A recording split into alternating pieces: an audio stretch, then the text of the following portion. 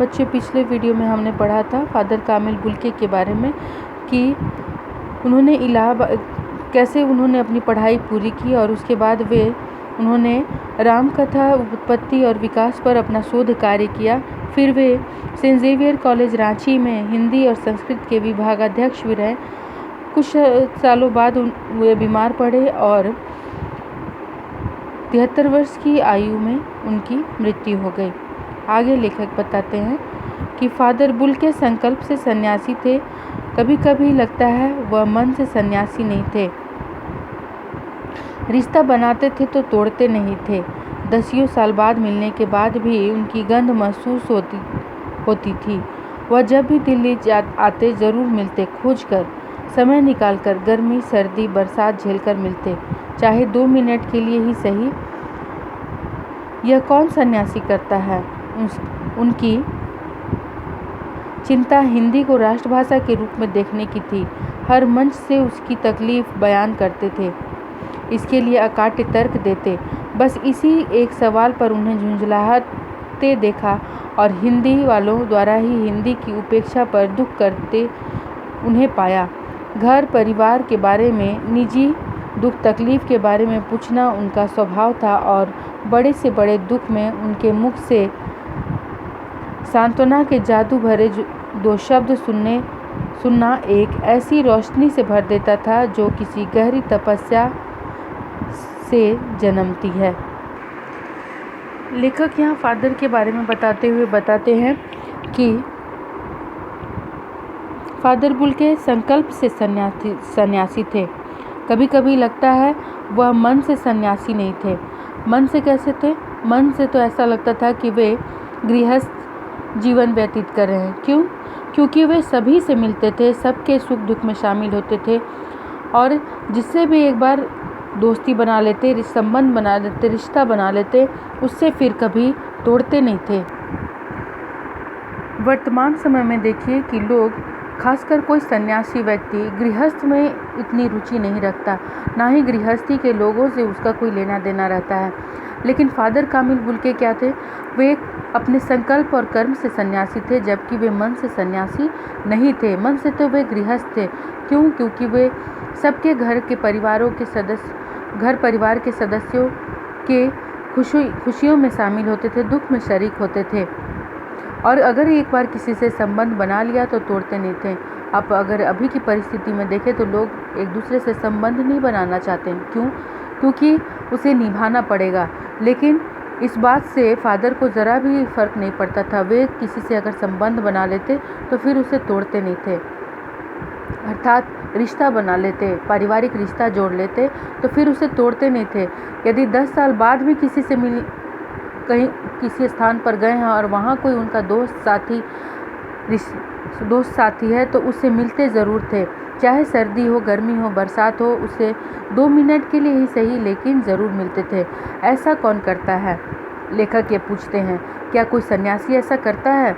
उसे तो इस संसार सागर से मोह ही नहीं है, संसार के लोगों से मोह नहीं रहता। लेकिन यह एक ऐसा सन्यासी था जो मन से गृहस्थ था।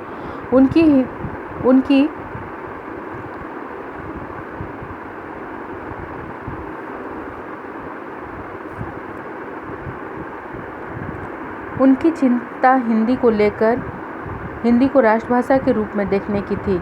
हर मंच से इसकी तकलीफ बयान करते थे और अकाट्य तर्क देते थे। आप यदि भारत की वर्तमान परिस्थिति को देखिएगा या फिर आज़ादी के समय की परिस्थिति को देखिएगा तो आपको कुछ ज़्यादा फर्क नहीं नज़र आएगा। क्यों? क्योंकि हिंदी की स्थिति तब भी वैसी ही थी और आज भी वैसी ही है। हिंदी को राष्ट्रभाषा के रूप में देखना चाहते थे,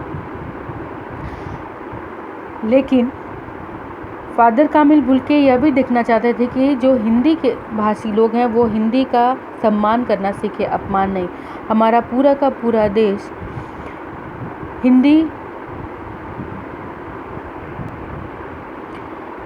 राष्ट्रभाषा के रूप में मानता ज़रूर है, लेकिन आप उसे आचरण में नहीं देखेंगे। क्यों? क्योंकि हम अंग्रेज़ी पर ज़्यादा जोर देते हैं। क्यों? क्योंकि हमें विदेश जाना है, विदेशों में नौकरियां करनी है वहाँ अंग्रेजी का चलन ज़्यादा है। भारत में भी जितनी ज़्यादा अंग्रेज़ी घिसी जाती है उतनी ज़्यादा कोई भाषा नहीं घिसी जाती, जबकि वह हमारी अपनी भाषा भी नहीं है। फिर भी आज़ादी के वक्त यह तय किया गया था कि हिंदी और अंग्रेज़ी, क्योंकि अंग्रेज़ों ने हमारे देश पर बहुत सालों तक शासन किया था, तो यह तय किया गया था कि दोनों भाषाओं को समान रूप से व्यावसायिक कार्यों में, ऑफिसों में, दफ्तरों में इस्तेमाल किया जाएगा। फिर 50 साल में जब हिंदी परिष्कृत हो जाएगी, परिमार्जित हो जाएगी, उसमें बहुत सारे संशोधन कर लिए जाएंगे। क्योंकि काफ़ी सालों से हम गुलाम थे और हिंदी इतनी सक्षम भाषा नहीं बन पाई थी, उसका विकास नहीं हो पाया था, इसलिए तो फिर अंग्रेजी को हटाकर हिंदी को पूर्ण रूप से लागू कर दिया जाएगा। लेकिन ऐसा हुआ नहीं। अब तक अंग्रेजी हमारे देश में सबसे ज़्यादा घिसी जाती है। बहुत सारे ऐसे देश हैं जहां आप देखिएगा कि लोग अपनी भाषा बोलते हैं, अपनी भाषा में लिखते हैं, सारा कुछ उनकी अपनी भाषा में होता है। वे अंग्रेजी का इस्तेमाल नहीं करते, चाहे किसी अन्य भाषा का इस्तेमाल नहीं करते, लेकिन हमारे यहाँ यह होता है।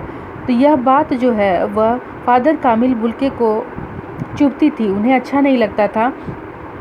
और क्यों हिंदी को राष्ट्रभाषा के रूप में देखना चाहते थे, इसके लिए ऐसे ऐसे तर्क देते थे जिसका कोई काट नहीं होता था। इसी सवाल पे ये बहुत उनको झुंझलाते हुए देखा है कि क्यों भारत देश के लिए राष्ट्रभाषा के रूप में हिंदी नहीं बन सकती। उन्हें बहुत तकलीफ़ होती थी तब जब वे देखते थे कि हिंदी भाषी लोग ही हिंदी की उपेक्षा करते थे। आगे लेखक कहते हैं कि घर परिवार के बारे में, निजी तकलीफ़ के बारे में पूछना उनका स्वभाव था। जब भी वे मिलते तो घर परिवार और निजी तकलीफ़ सब ठीक है ना, ऐसा बहुत कम लोग होते हैं जो इस तरह के सवाल पूछते हैं।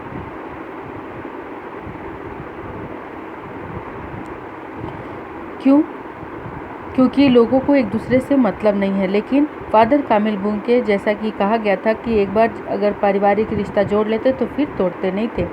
बड़े से बड़े दुख में उनके मुख से जादू के शब्द सुनना रोशनी से भर देता था। अर्थात जब वे दुख भरे समय में अपने बात बोलते थे तो ऐसा लगता था कि व्यक्ति किसी प्रकाश की ओर जा रहा है, किसी गहरी तपस्या से व्यक्ति ऐसा बनता है। हर मौत दिखाती है जीवन की नई राह। मुझे अपनी पत्नी और पुत्र की मृत्यु याद आ रही है और फादर के शब्दों से झरती विरल शांति भी। जब लेखक की पत्नी और पुत्र की मृत्यु हुई थी तो फादर ने ही उनका मार्गदर्शन किया था। आज वह नहीं है, दिल्ली में बीमार रहे और पता नहीं चला। बाहें खोलकर इस बार उन्होंने गले नहीं लगाया। जब देखा तब वे बाहें दोनों हाथों की सूजी उंगलियों को उलझाए ताबूत में जिस्म पर पड़ी थी। जो शांति बरसती थी वह चेहरे पर स्थिर थी, तरलता जम गई थी। वह 18 अगस्त 1982 की सुबह 10 बजे का समय था। दिल्ली में कश्मीरी गेट के